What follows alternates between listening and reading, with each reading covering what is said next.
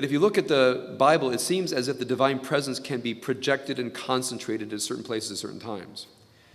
Now, when you think of it that way, I think those of us who have had a sense of God's presence would completely agree with that.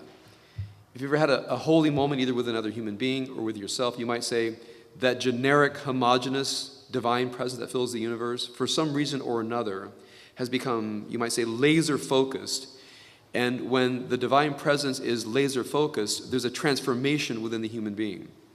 I want to rest there just for a second. I mentioned earlier today about prayer that when I say, God, give me courage, I try to unpack that to mean, what are the parts of myself that is not receiving, you might say, divine flow? And for me, whenever I ask for something of the divine, it's a dialectical process of what it means to be receiving and ask myself what is blocking the reception.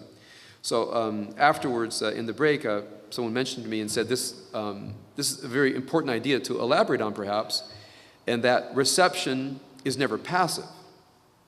When you think about what it means to be receptive to another human being, let's say someone is saying to you something very personal, very difficult, very complex, and you're receptive, your body changes posture, you change the way your mind is working, you change the way your eyes work. So when you're profoundly receptive, it's a very, very active state.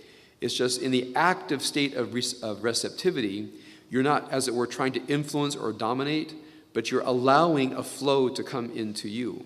So when you think of being receptive, think of an active state of shifting one's inner structure. So in what I call prayer is not so much petitioning God to do something, but rather shifting my inner structure so that if there is in a sense of divine flow, that I can be a receptacle of that flow. So in that sense, then, one could say that the divine is, as it were, homogeneous, but we human beings can arrange our inner life to the point that we can draw down a focused version of that presence. So what I'm more or less saying is that there is something called theurgy, meaning the human being able to manage divine influence, but it really depends on us. Now, I don't fully believe that, by the way. I believe that to some extent. I also believe, for all my mystical leanings, I believe that God is conscious and God has will.